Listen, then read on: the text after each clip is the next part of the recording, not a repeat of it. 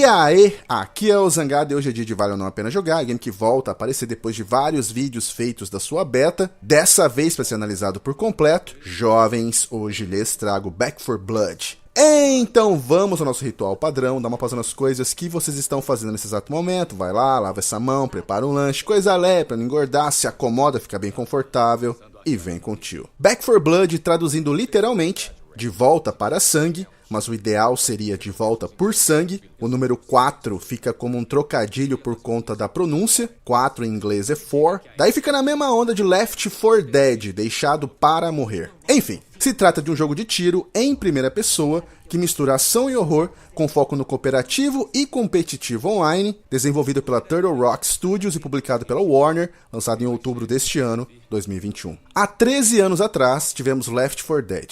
Como o tempo voa, né? E a Turtle Rock é o estúdio que criou o Left, fazendo de Beck ser um sucessor espiritual. A Turtle passou por muitos anos ao lado da grandiosa Valve, mas as coisas eram difíceis de se realizar com os estúdios sendo bem distantes um do outro, envolvendo uma grande logística e prazos. A Turtle acabou se desligando deles há alguns anos, mas em bons termos, pois preferiam a independência como estúdio. Para quem não se lembra, há alguns anos eles lançaram o já falecido Evolve, que possui também vídeos aqui no canal. O jogo teve hype desde o seu anúncio, fez um sucesso estrondoso no lançamento, mas entrou em queda livre pouco tempo depois. Beck foi anunciado em 2019 e seu primeiro trailer veio em 2020, que deixou muita gente no hype, claro que por conta de Left 4 Dead. Lembrando que eu fiz um especial Left 4 Dead e nesse vídeo eu contei a história dos zumbis e a evolução deles no decorrer dos anos. É um vídeo antigo, mas muito legal para quem não viu ainda. E bora lá, começando pelo enredo, que não tem nada demais, tudo simples e clichê. Iniciamos no Fort Hope,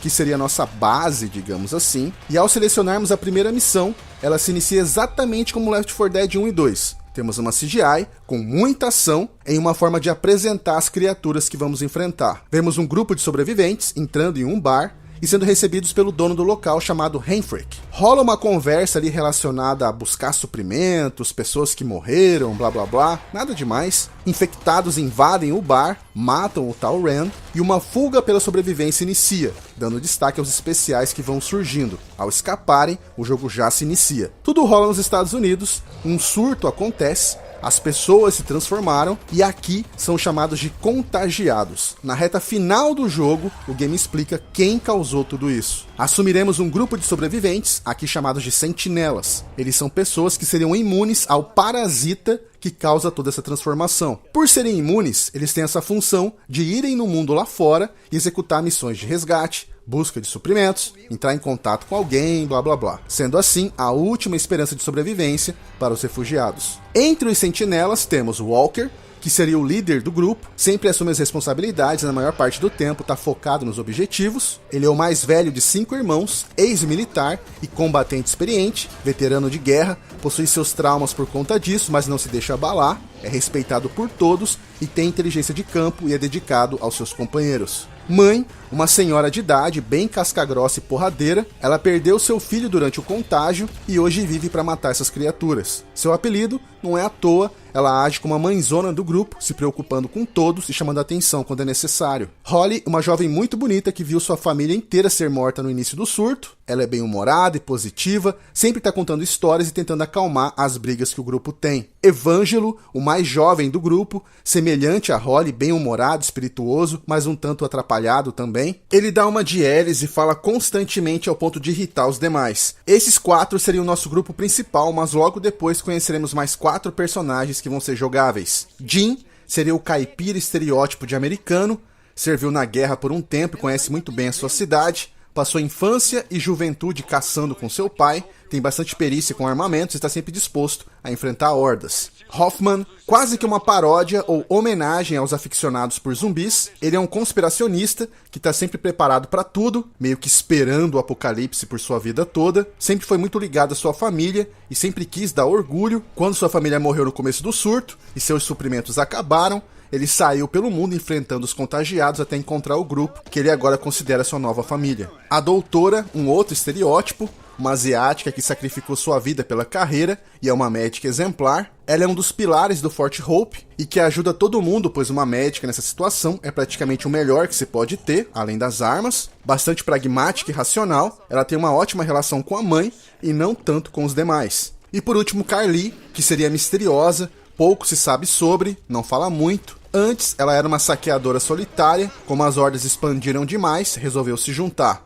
Volta e meia quer se provar como a mais durona do grupo. E basicamente seria isso, jovens, como eu falei, nada muito elaborado. A história, assim como em Left, se desenvolve em poucas cinemáticas e diálogos paralelos entre os personagens durante as missões. Então tem que ir prestando atenção. Fora que, há muitos diálogos casuais também, com assuntos nada a ver e piadinhas fora de hora. Parece que os personagens não estão levando tão a sério a situação em que estão. Mas a química entre eles é bacana. Em uma campanha que vai de 8 a 10 horas para ser completa, o jogo está 100% em português e trazendo uma boa dublagem. O ideal seria jogar a campanha toda em cooperativo com 4 jogadores. Mas caso você não queira, tem a opção solo, onde você será acompanhado de 3 bots. Não é o ideal. Os bots ajudam, mas eles com toda certeza vão te deixar na mão uma hora ou outra. A única vantagem é que os bots não chamam hordas. E como o jogo funciona? Também não tem muito o que se comentar, segue à risca a fórmula do Left, com suas particularidades.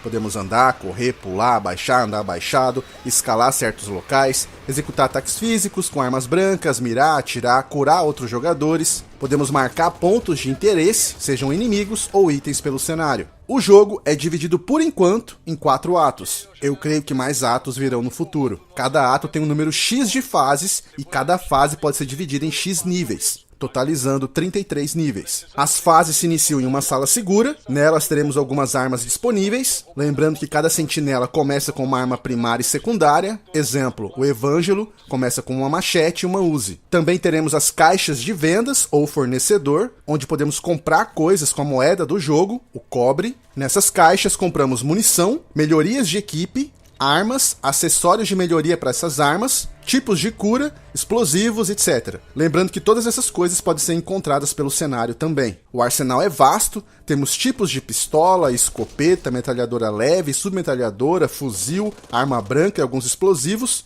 como molotov, granada, flashbang, a clássica bomba de tubo, que atrai os contagiados comuns e daí explode. Fora alguns itens como arame farpado, que quando posicionado atrasa as criaturas, como no modo horda do Gears, ou taser, que quando você é capturado por uma criatura, você o ativa para poder escapar. As armas têm características de poder de fogo, alcance, precisão, manuseio e mobilidade, possuem graus de raridade, comum, incomum, raro, etc. E possuem um número X de slots que poderemos colocar os anexos ou acessórios que eu comentei há pouco, para melhorar essas características, como um silenciador, um scope e tal. Esses acessórios também têm grau de raridade. Armas brancas têm poder de fogo, alcance e mobilidade. As melhorias de equipe que eu citei seriam para liberar mais slots para levar mais curas, bombas e tal. Os objetivos durante as missões não são muito variados: salvar e escoltar reféns, defender um local por X tempo e ir migrando sempre para a próxima sala segura. E é claro que o caminho vai estar forrado de contagiados comuns e volta e meia os especiais vão aparecer. Daí vamos tentando tomar cuidado para não alertar mais hordas, spawnando assim mais contagiados. Exemplo, existem os alarmes de carros ou de portas travadas com segurança, além dos pássaros, todos esses atraem mais inimigos. Os sentinelas possuem diferenças entre eles. 2 exemplos. O Evangelo é capaz de se soltar de um agarrão inimigo sozinho. Quando ele faz isso, você precisa esperar 60 segundos para poder fazer de novo. Fora que ele regenera sua estamina 25% mais rápido. Estamina que está associada a correr e executar ataques físicos. A mãe pode levantar instantaneamente um companheiro caído por fase e é capaz de carregar um item de suporte a mais, logo de cara. Quando alguém cai, ele pode ser levantado, mas isso leva um tempo. E enquanto caído, ele pode ir lutando por sua vida. Caso o HP dele zere, ele morre de vez, mas você pode reencontrar seus companheiros pelo cenário e trazê-los de volta à vida. Quanto aos inimigos, eles são um mix daqueles famosos vistos em Left 4 Dead, mas em uma quantidade bem maior. Os contagiados comuns são fracos sozinhos, morrem rápido e tudo mais. Mas aos montes, os ataques deles nos atrasam, nos deixando lentos e alvos fáceis para os especiais. Dentre os especiais temos o Fedido, grande e nojento, que quando chega chega perto dos sobreviventes explode, causando dano. Especiais possuem variações. No caso do fedido,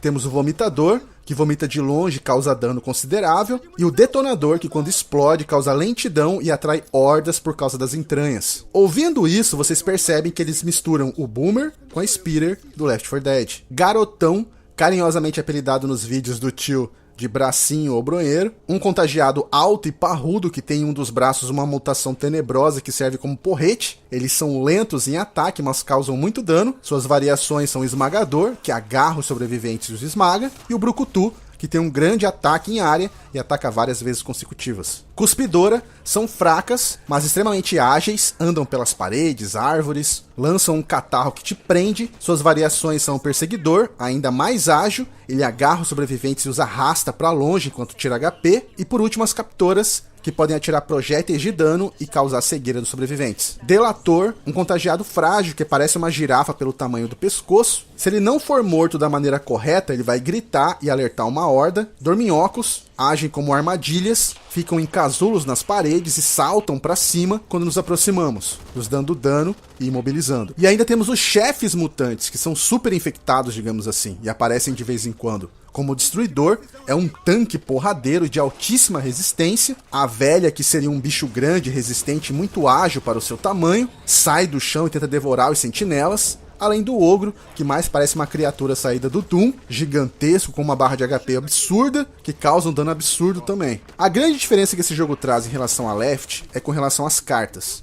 Existem dois tipos de carta: as do jogador, cartas ativas, e as do cenário, cartas corrompidas. Cartas corrompidas podem ser de evento ou de desafio. Evento são para ferrar com a gente, como por exemplo, a fase vai ter névoa, dificultando a visibilidade. Ou cartas que deixam os contagiados mais ferozes ou em chamas, com a cabeça explosiva, enfim. As possibilidades para ferrar com a gente são imensas. Cartas de desafio são do tipo complete a fase com os 4 sentinelas vivos, ou complete sem alertar nenhuma horda. Essas oferecem recompensas em cobre e outras coisas. A cada nível ou etapa concluída, uma carta corrompida é adicionada, tendo 8 slots para isso. Em contrapartida, temos as cartas de sentinelas, que podem ser ofensivas, defensivas, de utilidade e mobilidade, e podem agir de forma individual ou para todo o grupo. Um exemplo de carta ofensiva dá mais porcentagem de dano com arma branca ou de fogo.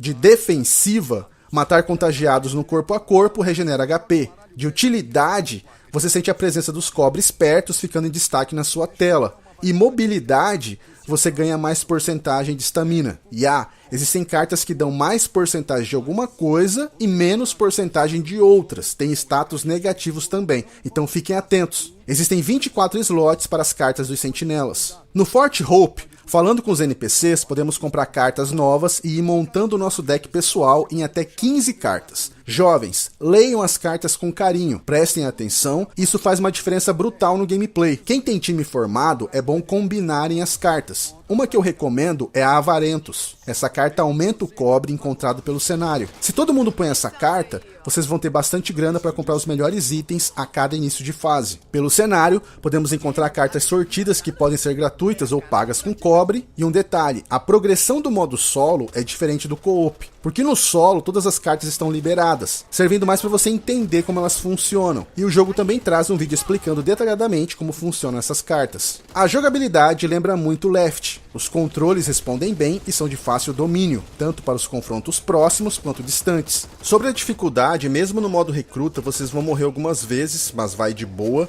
Já no modo veterano, que é aquele que eu fiz os vídeos da beta, é complicado. Vocês precisam ter uma comunicação e uma sincronia muito forte no gameplay, porque frustra bagarai. A inteligência artificial é boa, tirando os contagiados, que são bonecos de massa sem raciocínio algum, especiais são espertos, eles atacam e recuam, se escondem, atacam em conjunto, e dependendo das cartas corrompidas, tudo fica muito Dragon Ballzado e você morre. E acaba se estressando com as pessoas que tá jogando, enfim. Não é que precisa facilitar o jogo, é que precisa deixar as coisas mais justas, né? Ao completarmos uma fase, cumprirmos desafios e jogarmos o PVP, ganhamos os pontos de suprimento. E no Forte, compramos cartas e coisas cosméticas, como skins para as armas e sentinelas, cards e tudo mais. A ambientação também segue na linha Left 4 Dead, parte estilo corredor, temos áreas mais abertas, com alguns caminhos opcionais para exploração, que levam a becos sem saída, ou emaranhados que vão para um mesmo ponto. Existem trechos de fases que são reaproveitados algumas vezes, mudando apenas os objetivos e o período do dia. Também segue sem segredo nenhum, cidades destruídas, esgotos, áreas rurais, florestas, locais manjados de apocalipse zumbi e nada muito interativo ou destrutivo. O gráfico é bom, não se trata de nova geração, não há nada deslumbrante aos olhos, fora que os efeitos de iluminação às vezes são meio cagados, que ficam estourados em certas situações, com a lanterna mais atrapalhando do que ajudando a enxergar. Os loads nos PCs mais tops e consoles de nova geração mal duram aí 5 segundos, enquanto nos consoles base pode ir de 12 a 15 segundos, One X e PS4 Pro fica aí no meio termo. A trilha sonora é muito boa, recheada de rock e metal com muitos riffs de guitarra. Durante as hordas e batalhas são batidas fortes e tensas. E enquanto estamos em áreas seguras, é tranquila e atmosférica. A física é bacana com relação ao impacto das armas nos contagiados, com os desmembramentos e os corpos deles voando ou sendo arremessados. Já nos especiais, é aquela coisa mais fantasiosa, eles são esponja de bala e não costumam agir de acordo com a realidade. Ainda temos o multiplayer competitivo, aqui chamado de enxame, sendo 4 contra 4, diferente de Left. Não iremos pelas fases do modo campanha, alternando entre sobreviventes e infectados e gerando uma pontuação. Aqui, um time começa como sentinelas e escolhe uma classe. Cada classe tem o seu deck padrão, líder de esquadrão, soldado, médico e operador, mas você pode criar o seu deck também.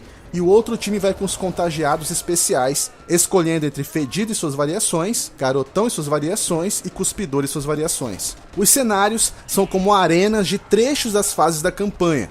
Os sentinelas têm um tempo para se preparar e a partida começa. Contagiados vão spawnando e causando dano, enquanto hordas de contagiados comuns vão surgindo randomicamente. Vamos ganhando pontos de mutação, que podem ser gastos para fortalecer o seu contagiado especial ou mesmo a horda. A ideia é durar o máximo de tempo possível e vence a equipe que durar mais tempo. Para complicar um pouquinho mais, tem um elemento Battle Royale, onde uma espécie de gás vai diminuindo a arena. Quanto à performance, o jogo é bem estável em todas as plataformas, mesmo nos consoles base. Como eu falei, o loading é mais demorado, o que permite que outros jogadores possam escolher o seu sentinela favorito antes de você, que ainda está no loading, né? Consoles base também tem delays de render mais frequentes e quedas de quadro, mas nada ao ponto que chegue a atrapalhar o seu gameplay. O máximo de problema que eu enfrentei no jogo em um Series X foi o servidor desconectar ou ficar reposicionando, e mesmo assim foram pouquíssimas vezes que isso aconteceu. Back 4 Blood tem uma história simples e clichê,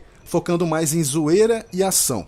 Seu gameplay é bem semelhante ao do saudoso Left, o que deixa muitos fãs de Left felizes. E claro, trazendo essas suas particularidades listadas, que podem parecer meio complicadas aí de primeira, mas não são. Quem curte Left com certeza vai curtir Back. Você até pode ficar com um sentimento do tipo, podia inovar mais, podia ter mais opções de multiplayer ou mais fases. Eu creio que tudo isso virá em futuras DLCs se o jogo engajar. Creio que vai ter muito conteúdo. O problema para mim são dois. Um é sério e o outro nem tanto. O problema não sério é a dificuldade que eu falei. O jogo não tá difícil, ele tá injusto. O modo pesadelo, tentem aí quem estiver jogando. É praticamente injogável. Frustra demais, velho. Os contagiados causam dano absurdo e vêm em quantidades enormes em locais fechados. É sacanagem, mano. O problema sério pra mim é o preço. Nos consoles tá R$300 a versão base, 450 a intermediária e 500 a top. Já no PC, 280 a base, 420 a média e 460 a top.